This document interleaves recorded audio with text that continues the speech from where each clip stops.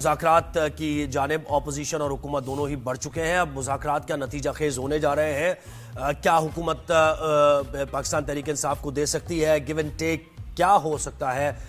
یہ سب ڈیپینڈ کرتا ہے آنے والے وقت میں حکومت کس طرح چلتی ہے اور ساری صورتحال کس طرف جاتی ہے. تو ہمارے ساتھ سینئر تجزیہ کار افتخار احمد صاحب نے جوائن کیا. افتخار صاحب بہت شکریہ، آپ نے ہمیں وقت دیا. سب سے پہلا سوال یہی کہ اب یہ 11:30 بجے مذاکرات شروع ہوں گے، پہلا دور کا آغاز ہوگا. پہلے تو یہ بتائیں کتنا خوش آئند ہے یہ؟ کوئی بہتری کی امید اس سے کی جا سکتی ہے یا نہیں؟ ڈیفینیٹلی ایک ڈیموکریٹک کنٹری میں ایشوز کو ڈیموکریٹکلی حل کیا جانا چاہیے. بالکل ٹھیک ہے سر. یہ بتائیں کیا حکومت اور پی ٹی آئی کے مذاکرات جمع اور نتیجہ جو ہے اس کا خیر ہوگا؟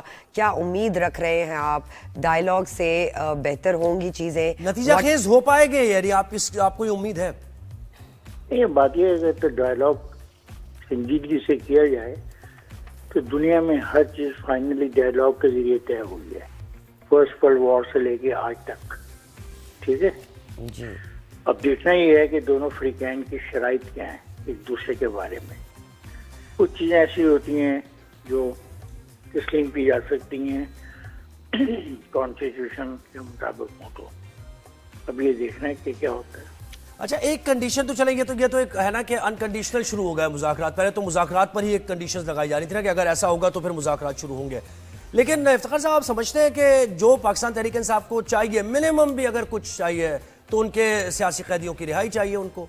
اور پہلی بات ہے کہ جب ہم سیاسی قیدیوں کی جنرلائز بات کرتے ہیں، آپ دوستوں کو ایک بات سمجھ آ جانی چاہیے کہ ہمیشہ دونوں فریقین کے درمیان ان قیدیوں کی لسٹیں جو ہیں وہ ایکسچینج کی جاتی ہیں. پھر ان پہ ڈبیٹ ہوتی ہے کہ قیدی کی جو ہے رحیم الدین جو ہے یہ ایک پولیٹیکل قیدی ہے یا ایک دہشت گرد ہے، یہ کہاں سے گرفتار ہوا تھا، کب گرفتار ہوا تھا اور اس کے خلاف ایف آئی آر کی نوعیت کیا ہے. دوسرا فریق کہتا ہے کہ یہ آپ نے بددیانتی سے اس کو اس ایف آئی آر میں ڈالا ہے، یہ آدمی اس وقت وہاں پہ نہیں تھا. تو اٹس ناٹ ویری سمپل جس طرح ہم کہہ دیتے ہیں سیاسی قیدی. سیاسی قیدی اور دہشت گردی میں فرق ہے. ایک اور چیز بالکل فنڈامنٹل بحث ہے جو دونوں فریقین کے درمیان ہے. شروع کے ہی آغاز میں ہی اس پہ ڈبیٹ ہوگی.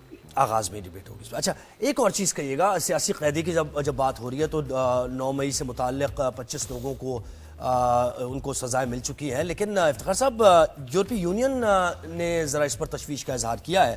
اب آپ ظاہر یہ کہیں گے کہ باہر کے ممالک کا کوئی اس میں، لیکن یہ یورپی یونین کے ہم سگنیٹری ہیں اور ہمیں اس طرف تو ظاہر توجہ دینی پڑے گی. آپ کیا کہتے ہیں اس پر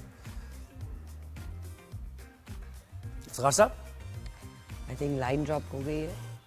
افتخار صاحب بالکل اگر آپ مجھے سن رہے تھے تو ہم یہی ایک ایکسٹرنل پریشر کی بات کریں، اس کی بہت زیادہ بات ہوتی ہے. یہ ای یو کا بھی جیسے ہم نے جی میرے دوست ایک بات سن لو. جی ای یو کہہ رہا ہے نا کہ ملٹری ٹرائل نہیں ہونا چاہیے. رائٹ. ای یو کو دنیا میں جو تباہی آئی ہے اور جو خاص طور پہ غزہ میں جو بچوں کی لاشیں تابوتوں میں پڑی ہیں، اس ای یو نے اس کے بارے میں کوئی بیان دیا؟ ہم ایک ساورن اسٹیٹ ہیں، ہمارا اپنا ایک سسٹم ہے اور ملٹری ٹرائل ہوا ہے اس آدمی کے دور میں بھی ہوا ہے جو اس وقت جیل میں ہے اور اس کے جانے والے ساری دنیا میں ہمیں بدنام کرتے تھے. It is the Pakistan will decide how to handle this situation. Nobody can teach us what to do and what not to do. صرف پاکستان کو ہی ساری ہدایات ملنی ہے. ایسا ہوتا، ہم سوورن اسٹیٹ بالکل ہے، لیکن ایسا ہوتا کہ پاکستان کے پاس ساری اتھارٹی ہوتی ڈیسائیڈ کرنے کی. آپ مجھ سے بہتر جانتے ہیں ہسٹوریکلی پاکستان نے بہت جی میرے دوست مجھے بتاؤ، آپ نے ایک نیا سوال کھڑا کر دیا کہ پاکستان کے پاس اتھارٹی ہوتی.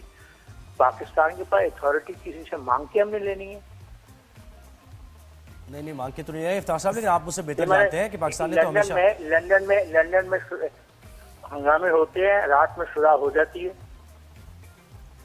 ویسے خیر اچھی بات ہے کہ اگر پریشر نہیں لیتے، چلے اچھی بات ہے، آپ صحیح کہہ رہے ہیں، آپ بالکل ٹھیک کہہ رہے ہیں اصولی طور پہ کہ پریشر نہیں لینا چاہیے. اور ہم یہ دیکھتے ہیں کہ ہو سکتا ہے کہ ہم اس بار پریشر ڈالیں لیکن انٹرنیشنل پریشر. اچھا ایک اور چیز افتخار صاحب بتائیے گا کہ آپ دیکھیں اگر مذاکرات ممکنہ طور پر آگے بڑھتے ہیں, ایک طرف سول نافرمانی کی تحریک کا بھی اعلان کر رہے ہیں اور وہ اکثر حکومت کی طرف سے کیا بھائی تلوار لٹکا کے آپ مذاکرات نہیں کر سکتے ہیں, تو کیا ابھی آپ سمجھ رہے ہیں کہ کچھ ریزنیبل لوگ پاکستان تحریک انصاف میں آگے آئے ہیں جن کو یہ لگ رہا ہے کہ ہم بہت ایکسٹریم سٹیپس لے رہے ہیں جس کی وجہ سے سیاسی طور پر آگے نہیں بڑھ پا رہے ہیں؟ آپ کیا سمجھتے ہیں, کچھ ریئلائزیشن آئی ہے؟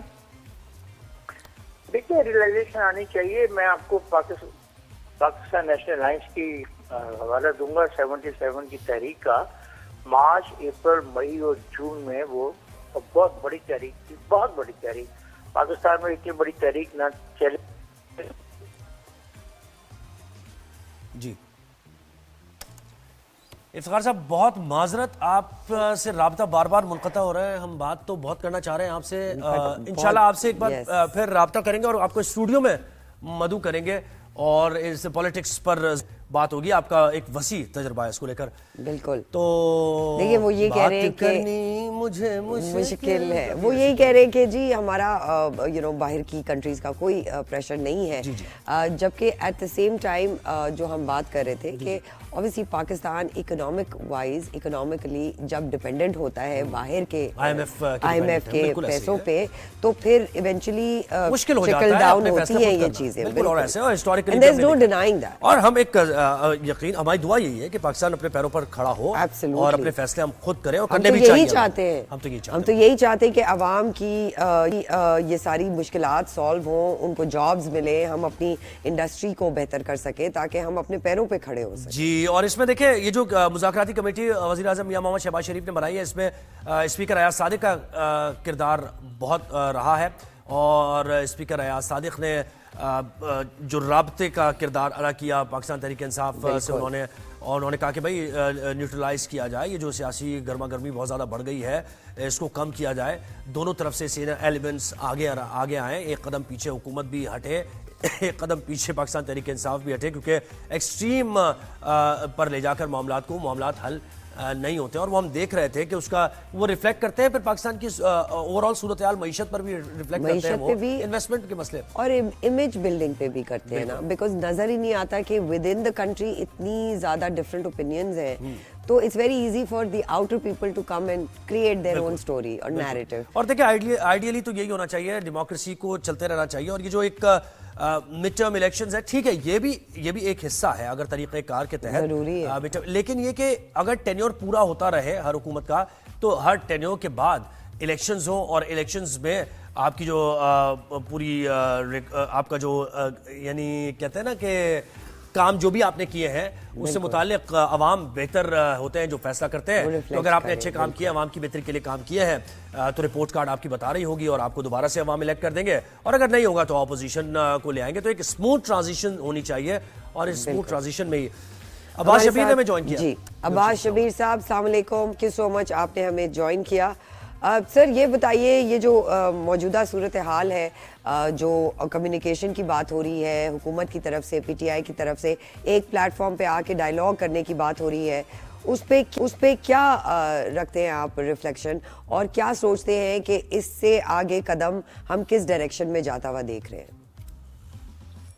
تھینک یو ویری مچ جی. بسم اللہ الرحمن الرحیم. دیکھیں بات چیت اور مکالمے کے ذریعے ہی آگے بڑھا جا سکتا ہے. میں سمجھتا ہوں کہ یہ بڑا اچھا ایک انیشیٹو لیا ہے حکومت نے کہ چلیں, جہاں پر بالکل ایک ڈیڈ لاک کی صورتحال تھی, کوئی فریق ایک دوسرے سے بیٹھنے کو تیار نہیں تھا, اتنی تشنگی تھی کہ کوئی بات چیت نہیں کرتے تھے آپس میں, لیکن چلیں بالآخر اونٹ کسی کروٹ تو بیٹھا ہے کہ مذاکرات کی بات چیت شروع ہوئی ہے, مذاکراتی کمیٹیوں کی تشکیل بھی ہو گئی ہے, اور آج سے مذاکرات کا باقاعدہ آغاز بھی ہو رہا ہے. میں اس کو بڑا پازیٹیو دیکھتا ہوں. اب اس میں جو ڈرافٹ ہے پی ٹی آئی کا وہ آج ٹیبل کیا جائے گا, جس میں 2 مطالبے سب سے بڑے مطالبے ہیں, اسیران کی رہائی اور جوڈیشل کمیشن 9 مئی اور 26 نومبر کا. اب دیکھنا یہ ہے کہ جو حکومتی مذاکراتی کمیٹی ہے اس کے پاس کیا مینڈیٹ ہے, کیا جو پی ٹی آئی کا ڈرافٹ ہے, جو ان کی ڈیمانڈ ہے, اس سے کوئی پہل ہوگی مذاکرات کی یا نہیں ہوگی. اگر تو 2 مطالبات پی ٹی آئی کے منظور نہیں ہوتے تو پھر میرا خیال ہے کہ مذاکرات بے معنی ہوں گے بالکل. لیکن یہ میں بار بار یہ بات کہتا ہوں کہ مذاکرات کا شروع ہونا ये एक अच्छा अब्बास, शेड्यूल मुज़ाकरात है। तो शुरू हो चलें, गए, आपस मुज़ाकरात में- तो शुरू हो रहे हैं। इख्तियार आप समझते हैं कि बाइख्तियार है हुकूमत, यानी मुज़ाकरात की बैकिंग करना है इस टाइम पर, मुज़ाकरात ये उनको मौजूद है एस्टेब्लिशमेंट की तरफ से, वाज़ेह तौर पर अगर सवाल किया जाए? देखें, मुज़ाकराती कमेटी बनी है और उसमें आप देखें बड़े सीजन पॉलिटिशियन हैं सारे। नवीद कमर साहब हैं, अयाज सादिक खुद उसको लीड कर रहे हैं। उनकी जो इत्तेहादी जमातें हैं उनकी तरफ से भी नुमाइंदगी दी गई है, और जो तहरीक इंसाफ की एक कमेटी बनी है जिसमें वज़ीर आला केपी के अली अमीन गंडापुर भी मौजूद हैं। मैं इसको कंफर्म नहीं कर सकता हूँ कि हुकूमत के पास, उस मुज़ाकराती कमेटी के पास क्या ऐसे कोई इख्तियारात मौजूद हैं कि जो ड्राफ्ट तरीके इंसाफ की तरफ से टेबल किया जा रहा है या उनके जो मुतालबात हैं वो हुकूमत पूरी कर सकती है, उनके पास कैसा मैंडेट है। लेकिन डेफिनेटली बैक डोर के अंदर कोई चीजें ऐसी चल रही होंगी कि जिसकी वजह से मुज़ाकराती कमेटी बनी है, मुज़ाकरात का इनिशिएट हुआ है और मुज़ाकरात की बातचीत शुरू हुई है। इससे पहले तो देखे कभी मुज़ाकरात की बातचीत ही नहीं हो रही थी, इधर से मुज़ाकरात होते थे और उधर से मुज़ाकरात खत्म हो जाते थे। लेकिन तहरीके इंसाफ का ये एक बड़ा क्लियर स्टैंड है कि एक तरफ हुकूमत सख्तियां कर रही है, एक तरफ हुकूमत जो है वो बड़ी सख्त उनकी लैंग्वेज है, उनका सख्त स्टैंड है।